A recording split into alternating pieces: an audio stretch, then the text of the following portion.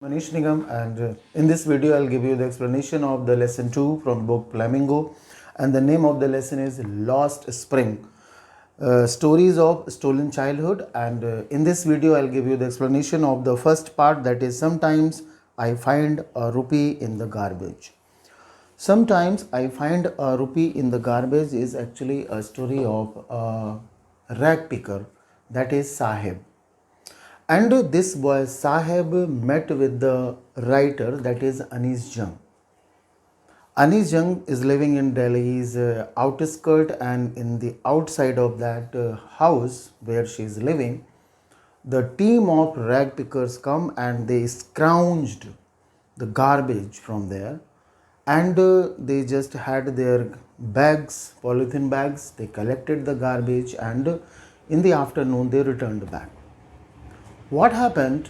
One day the writer Anis Jung met with this boy Sahib and asked, "Do you go to school?"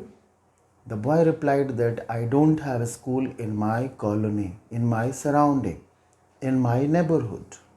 Means there was no school in the area where Sahib was living.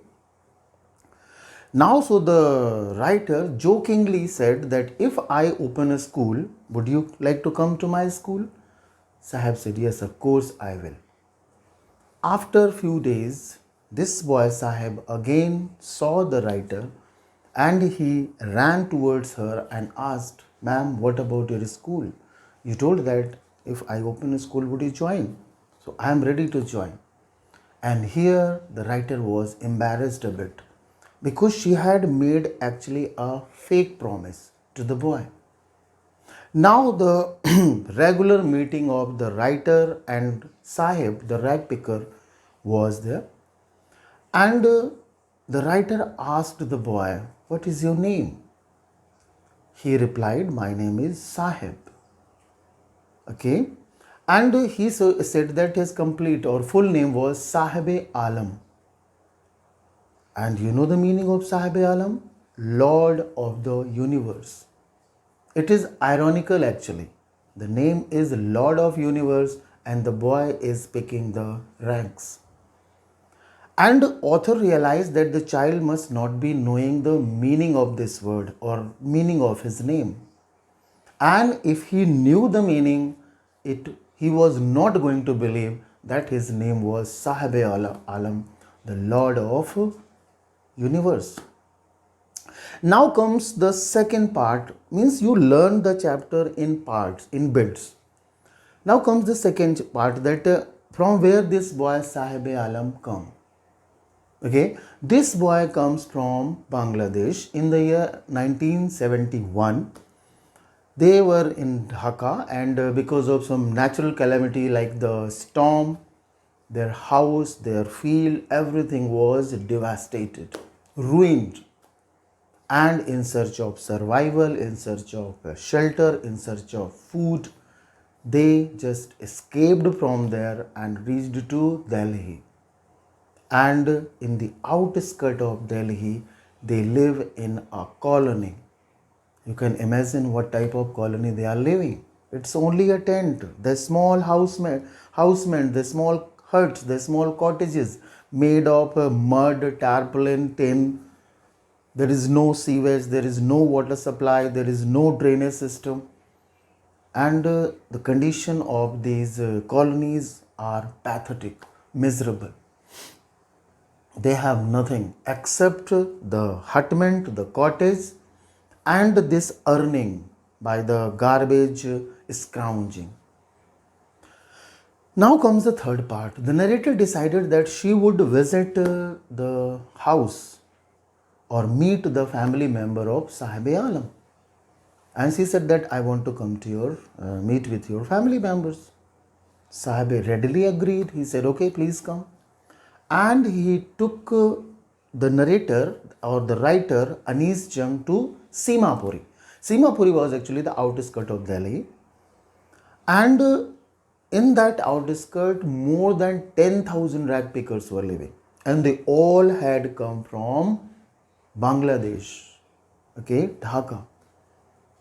And the only means of survival was rag picking.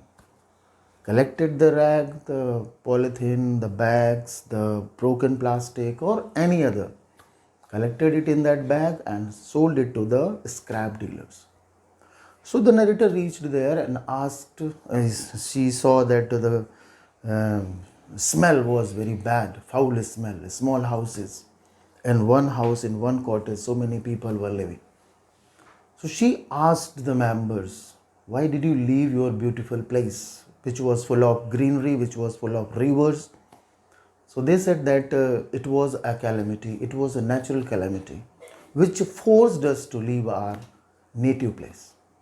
And now, in search of survival, in search of food, we came here and we are just getting all livelihood means by the garbage collecting.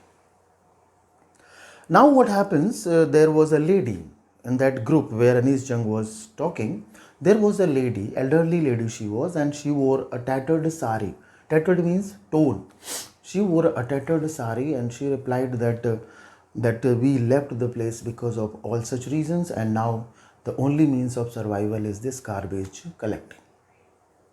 Got it? Now comes the third part. Identity. As far as the identity of these people, these rag pickers are concerned, they have only one identity, and that was the ration card. Other than that, they were living there illegally. They had no permission from the government, no other means, but only the ration card was there, and it helped them in two ways. One, their name was in the voter list, and the second thing was they were provided or they were given the food. From the societies, they could collect the food, they could purchase the food. Now comes the next part. As far as the children are concerned, they considered the garbage dump to be a wonderful place because they explored many things there. Sometimes they found coins, sometimes they found rupee note, sometimes they found a 10 rupee note, and whenever they found something valuable, they dig more and more. They were curious, they were eager to get more, so they dug more and more, and they could found, sometimes they could found something, and sometimes it was a failure.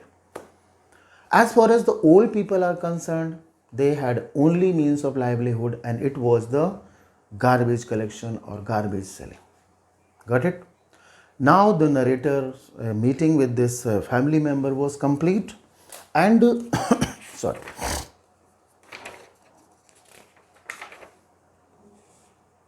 The meeting was complete, and now in the one winter morning, the narrator saw the boy standing before a ground where two people in white uniform were playing tennis, lawn tennis.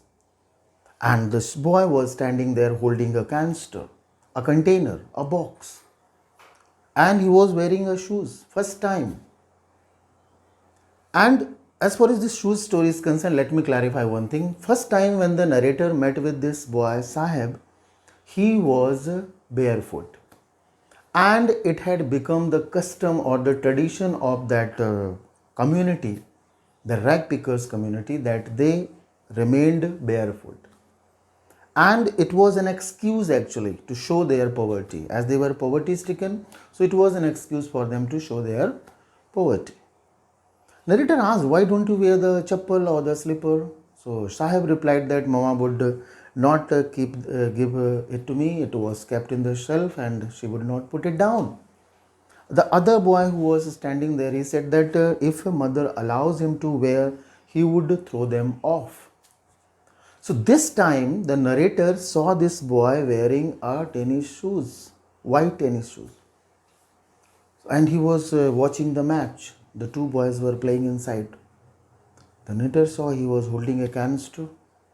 Narrator met him, asked, what are you doing here? He said that I like watching this tennis match, and sometimes the gatekeeper allows me to go in and play the match.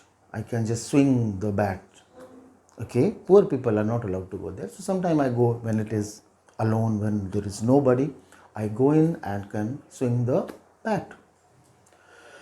Now, this boy Sahib told the writer that he was working in a tea stall where he was paid 800 rupees monthly and he was given a meal, three times meal. So the narrator was happy that he was getting a good amount. Now he had not to pick the rags.